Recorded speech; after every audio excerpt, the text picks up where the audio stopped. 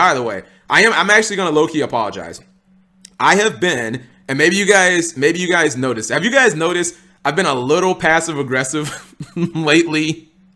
Because I've been low-key trying to stick it to you guys, because I really felt like after that Blue Eyes video, you guys hammered me so much that first week that I was gonna be like, if I start popping off, I'm gonna throw this in their fucking face every opportunity I get. A little, yes, I have been passive aggressive a lot. So, but this is not like being passive aggressive. I'm absolutely shocked, chat, that this Hydra Gap, this is not flex or me being like passive aggressive. Is anyone else just shocked that this video is doing so well? Like 40,000 views, like what? 40,000 people wanted to fucking watch a video about Hydra Geddon? Like I'm actually just shocked. I really just didn't see this coming. 40,000 people wanted to watch a video about fucking Hydra Geddon. Like I'm shocked by this. I really am. Seriously. No more passive aggressive, by the way, chat. No more passive aggressive. Speaking of Blue Eyes, yeah, I think the Blue Eyes video may never pop off. A Jam a Pink video about to get more than Blue Eyes. I'm glad I put that ad in that. Let's see. History of LOB. What? This couldn't, I don't know how this could trigger me. Like, wait, hold on. Is Simo going, this doesn't make sense. Is he going backwards? Did he just wait a minute. Wait. Is he actually, did he fucking re-upload this? Either I'm in a fucking time vortex or I'm losing my mind. This says October 9th. Today's October 10th. Watch it. But I thought he was like at the end of DM. So now he's like going back to LOB. It's a new series doing the same thing.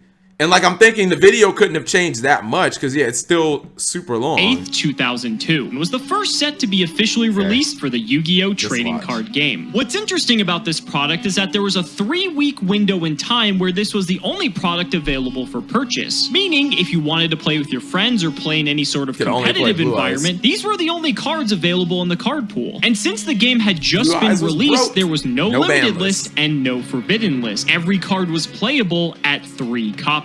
In this series, both MBT and myself will be traversing the sands of Yu-Gi-Oh's history. Each episode will take a deep dive into Yu-Gi-Oh's past formats and unlock new strategies as new sets become available. Strap yourselves in because anything is possible. Welcome to the history of Yu-Gi-Oh! Wait a minute! Is this... Wait, this isn't the progression series! This is the history of Yu-Gi-Oh! So no, I'm Joe. What's it called? Where's the? My bad. I did not read this at all. I just assumed that this was the progression series because it looked. What's it called? All right, guys. Welcome to the very first. All right. I'm not gonna lie. I'm a little disappointed because it kind of looks like it's going to be the same shitty dueling book duels, but it started out very promising. Episode of the history of Yu-Gi-Oh! Am I about to fall off a disappointment cliff, chat? Yes or no? Because this first minute just got me really excited. And I was like, wait, did he actually make these good? But if it's just going to turn into shitty dueling book duels. Fans of the Yu-Gi-Oh! Progression series are really going to love this. So what we're going to be doing is we're going to be following and chronicling essentially Yu-Gi-Oh!'s history in order, set by set, kind of like the progression series. But the thing is, rather than opening booster packs and kind of just taking whatever we get to make a deck, we're going to have access to everything in each given episode. So the next episode, we'll get a new product, and that will be added to our collection of everything that we have access to kind of show how the meta actually did evolve for Yu-Gi-Oh! In terms of what the best decks were, how they were able to evolve, and really what got us to where we are today. So for our very first episode, we're going to be going... That's interesting. I feel like the end product's still going to be really shitty, though. Back all either something with 2000... I gotta 6 turns.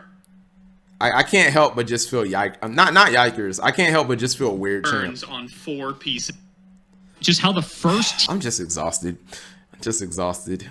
Press 1 to just make a second Hydrogeddon video, chat. If Cimo can just re-upload his videos, why can't I? Press 1 to just forget the edit. Just fucking re-upload Hydrogeddon. Like, seriously. If Cimo can just re-upload his videos, why can't I? We talked about this for the longest time, and someone's actually doing it. Someone's just re-uploading their videos.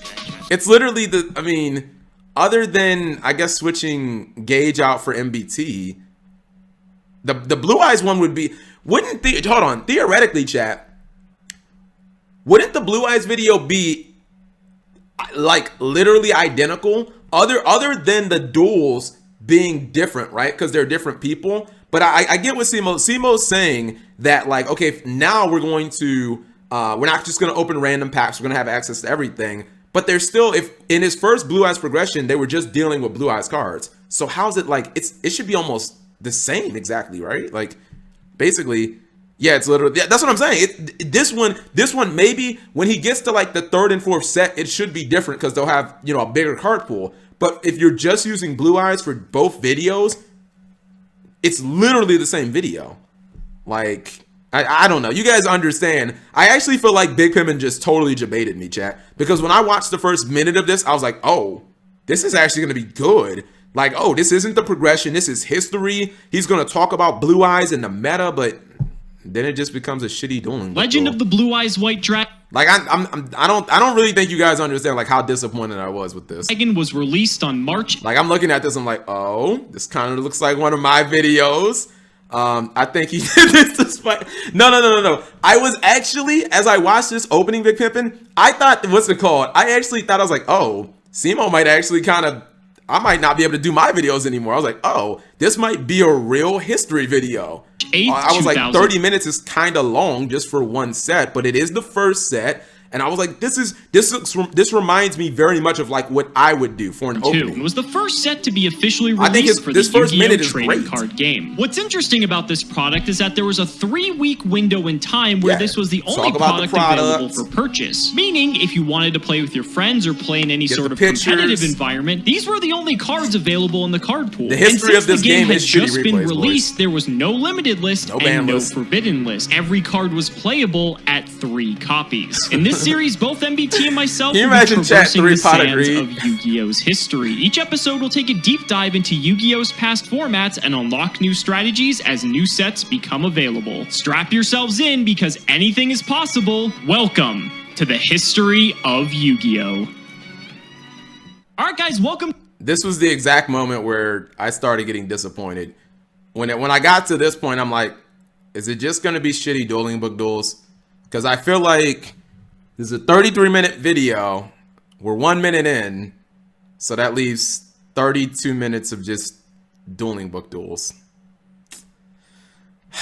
I'm gonna go back to fucking Thong Song. Like, that was like half triggering and just half disappointment. I actually feel like this is my feeling on it. I'm not even mad, I'm just sad. Like, yeah, I'm not mad, chat. I'm actually just sad. Uploaded twice since Hydrogeddon summons 2 more copies. Kappa. You got Gage fired. Gage got replaced. He stole your idea, taking old, less successful videos, relabeling them as something new.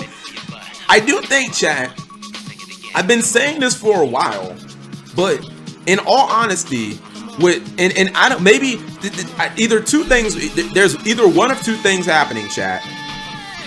All right, this is a little too, I gotta turn Cisco down. Either one or two things is happening, chat. Do you guys think, and I think these are the only two possibilities. Number one, nostalgia just sells like a motherfucker, and people just really like this nostalgic shit. That's one option.